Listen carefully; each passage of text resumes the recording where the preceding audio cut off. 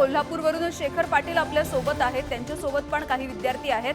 शेखर, काय नेमकं म्हणणं आहे आता या अजितदादांच्या वक्तव्यावरून या सगळ्या कोल्हापूरमधल्या विद्यार्थ्यांचं?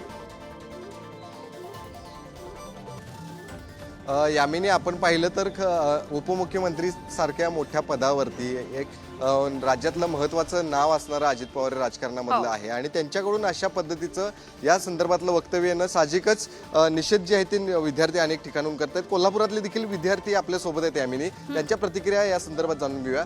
कसं बघताय याकडं, काय दिवे लावणार असं विचारलंय स्वतः? खऱ्या अर्थानं हे जे वक्तव्य आहे अजितदादांचं हे दुर्दैवी आहे।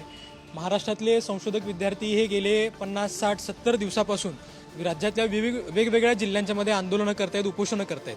ते कशासाठी करतायत की आम्हाला रिसर्च करण्यासाठी, संशोधन करण्यासाठी शासनानं जी काही आम्हाला फेलोशिप दिली जाते आणि या फेलोशिपच्या माध्यमातून आपण आपला जो संशोधन आहे ते पूर्ण करू आणि आपल्याला PhD शिक्षण आपल्याला पूर्ण करता येतं। या अनुषंगाने हे विद्यार्थी रिसर्चमध्ये आलेले असतात। खऱ्या अर्थानं आपल्याला हे समजून घेणं गरजेचं आहे की रिसर्च म्हणजे काय किंवा संशोधन म्हणजे काय किंवा PhDचा अर्थ काय आहे। तर आपल्याला एखाद्या विषयामध्ये त्यामधले आपल्याला मास्टर्स जर आपल्याला घ्यायची असेल, त्यामध्ये आपल्याला प्रावीण्य जर मिळवायचं असेल तर एखाद्या विषयासाठी खूप डीपमध्ये जाऊन आपल्याला संशोधन करावं लागतं आणि हे संशोधन आहे ते महाराष्ट्राच्या, देशाच्या आणि एकूणच आपण जर बघितलं तर हा जागतिक पातळीवरती कामाला येणारा अशा पद्धतीचं काही विद्यार्थी रिसर्च त्यामध्ये करत असतात आणि या विश्वासानं विद्यार्थी या फील्डमध्ये येतात की शासन आपल्याला रिसर्च करण्यासाठी मदत करेल।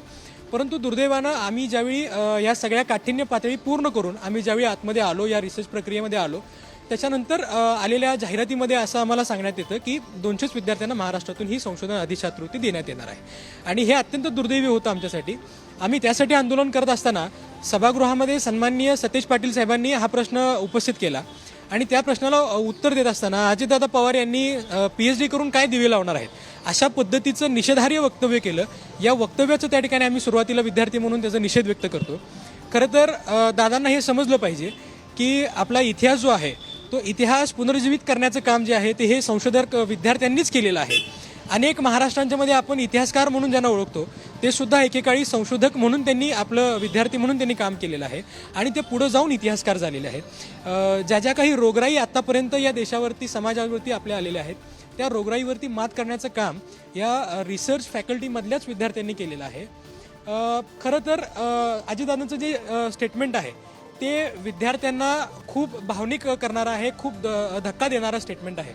या स्टेटमेंटमुळं जे काही विद्यार्थी गेले 70-75 दिवसापासून उपोषण करतायत, आंदोलन करतायत, या विद्यार्थ्यांच्या मानसिकतेवर परिणाम होऊन एखादा विद्यार्थी आत्महत्येसारखा मार्ग देखील स्वीकारू शकतो की जर शासनच आपल्याला असं म्हणतंय की PhD करून काय दिवे लावणार आहेत तर मग त्याची मानसिकता त्या विद्यार्थ्यांची काय होईल असं त्या ठिकाणी आम्हाला वाटतं। खऱ्या अर्थानं वित्त विभागाच्या वतीने या सगळ्या गोष्टींसाठी निधी दिला जातो आणि वित्त विभागावरती येणारा भार हा लक्षात घेऊन अजितदादांना कुठेतरी त्रास होतोय असं आम्हाला दिसतंय।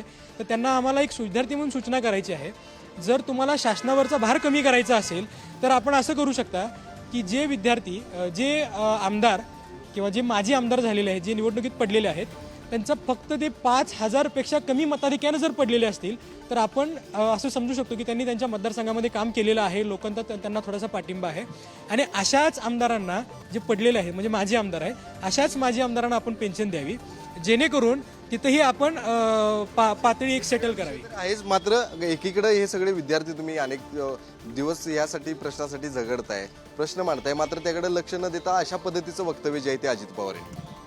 खरं तर गेले 45 दिवस आमची विद्यार्थी कृती समितीचे जे विद्यार्थी आहोत आम्ही सगळेजण मुंबईमध्ये आझाद मैदान येथे उपोषण करत आहे। कुठलाही नेता, कुठल्याही नेत्याकडून याची दखल घेतली नाही। आमचे सर्व विद्यार्थी त्या ठिकाणी पोचले असता सन्माननीय दीपक केसरकर साहेबांकडून सुद्धा असाच प्रकारचं वक्तव्य समोर आलेलं आहे की PhD करून सुद्धा तुम्हाला नोकऱ्या कुठे आहेत। खरं तर असा जो प्रश्न विचारणारा एक संवेदनशील असा पद आहे त्यांचा, हा प्रश्न विचारणं म्हणजे एक लज्जास्पदच विषय आहे तो। अगदी या विषयावरती मला मुद्दा लक्षात आला। धन्यवाद या सगळ्या माहितीसाठी।